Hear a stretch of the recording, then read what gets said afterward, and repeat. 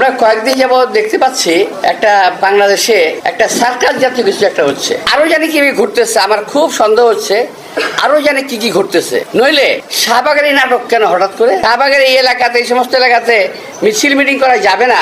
সেখানে সরকারের পৃষ্ঠপোষকতায় সরকারের দল এনসিপির লোকেরা ওখানে মিছিল মিটিং করে কিভাবে? আওয়ামী লীগ নিষিদ্ধ করতে হবে। তো আওয়ামী লীগ নিষিদ্ধ করতে না করছে কে ভাই? কে না করছে? বিএনপি না করছে? খুব চেষ্টা করছে চালানোর জন্য। বিএনপি নাকি আওয়ামী লীগকে কি করতে চায়? পুনর্বাসিত করতে চায়। আমাকে বড় ঠেকা পড়ে গেছে ভাই। আমার বহু সহকর্মী কিন্তু আমাদের ছেড়ে চলে গেছে, আমি নাম বলতে পারবো, অনেক অনেক।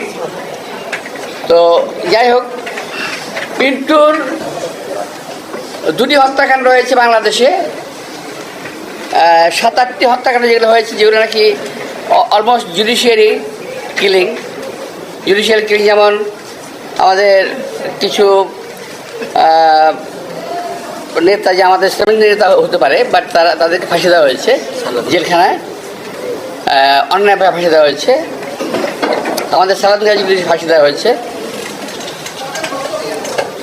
পিন্টুকে ফাঁসি দেওয়া হয় নাই, কিন্তু তাকে হত্যা করা হয়েছে। সবগুলি হত্যাকাণ্ড। দিলওয়ার হোসেন সাঈদীকে ফাঁসি দেওয়া হয় নাই, জেলখানায় তাকে হত্যা করা হয়েছে। আজকে আমি সবচেয়ে প্রথম সেই হত্যাকাণ্ডগুলোর বিচার চাচ্ছি। প্রথম পিন্টুর হত্যাকাণ্ডের বিচার করতে হবে, এই সরকারের কাছে আমি এটার দাবি করছি। নইলে আজকে যে মিটিংটা দেখছেন আপনার, ছোট একটা মিটিং, এই মিটিং কিন্তু রাজপথে বড় হবে পিন্টুর বিচারের দাবিতে। এই মিছিল কিন্তু বড় হবে। সুতরাং ওই সময় জেলখানায় যারা ছিলেন, কাদের কারণে পিন্টুকে হত্যা করা হয়েছে, কারা হত্যা করেছে, তাদেরকে খুঁজে বের করে তাদের সাজার ব্যবস্থা করতে হবে। আমি বলছি বিচার এবং সাজা, আমি বলছি না ফাঁসি দিয়ে দেন। বিচার এবং সাজা, যার যতটুকু প্রাপ্য তাকে সেটা দিতে হবে। প্রিয় ভাইরা, আজকে আমরা যেখানে দাঁড়িয়ে আছি বাংলাদেশের রাজনৈতিক অবস্থানে,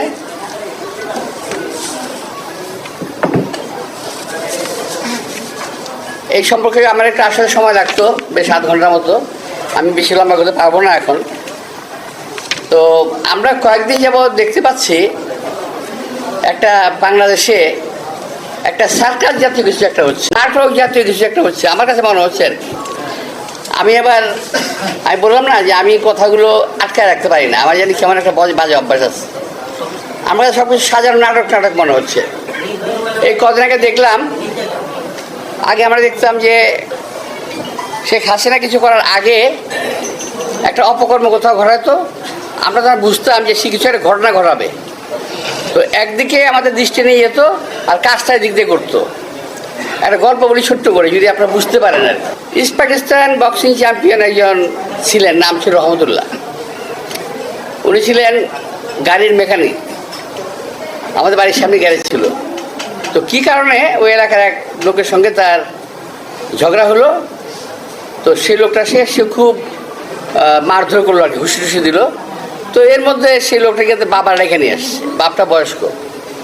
আসার পরে তো বাপটা ঢাকা ভাষায় বলতেছে, ভাই বেটা আমার পোলারে মারছুসকে,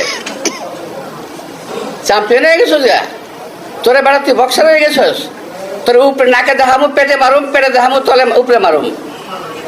বুঝতে পারছেন আপনি কথাটা? বুঝেন না ঢাকাই ভাষা? মানে নাকে দেখামো, পেটে মারুম, পেটে দেখাবো, নাকে মারুম। বুঝছেন? আমাকে সরকার এখন নাকে দেখায়, পেটে মারে, আর পেটে দেখায়, নাকে মারে। বুঝতে পারছেন? দেখেন হামিদ সাহেব চলে গেল, কি সুন্দর। হামিদ সাহেব চলে কোন দিক দিয়ে চলে গেল? ভিআইপি দিয়ে। পত্রপত্রিকা দেখলাম উনি নাকি গেঞ্জি পরে, লুঙ্গি পরে, মাস্ক পরে ভিআইপি দিয়ে গেছে। ভাই লুঙ্গি পরুক, গেঞ্জি পরুক, আর ল্যাংটা হয়ে যাক, ভিআইপিতে ঢুকলো কিভাবে? ভিআইপিতে ঢুকে কিভাবে? যদি একান্ত পরিচিত না হয়, কিংবা সেই ভিআইপি লোক না হয়, সে ভিআইপি ট্রিটমেন্ট নিয়ে এয়ারপোর্ট দিয়ে পার হয়ে গেল। আমার সরকার বলে কিছু জানি না। 622 জন আওয়ামী লীগের লোক পার হয়ে গেল, এই সরকার বলে আমরা কিছু জানি না। জানেন কি? এই জানাটা খুব দরকার। আপনারা কি জানেন? এইটা আমাদের জানা দরকার। কি জানেন আপনারা? কিছুই জানেন না।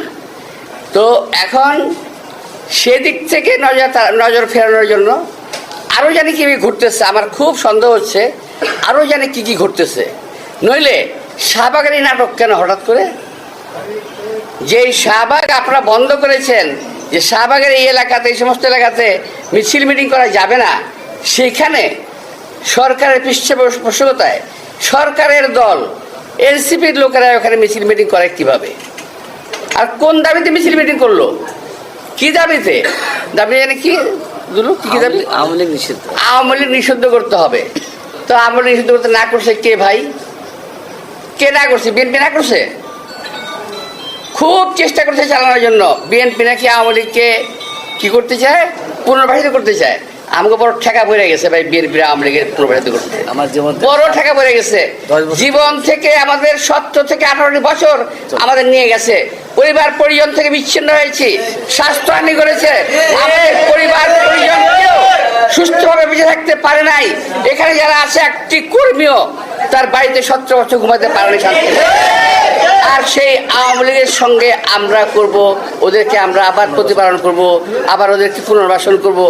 এটা হলো যারা বিএনপিকে জেলাস করে, অর্থাৎ দেখতে পারে না, পছন্দ করে না, যাদের অজনপ্রিয় একটি দল, এরা গোষ্ঠী, এরা বিএনপিকে কালার করার চেষ্টা করতেছে।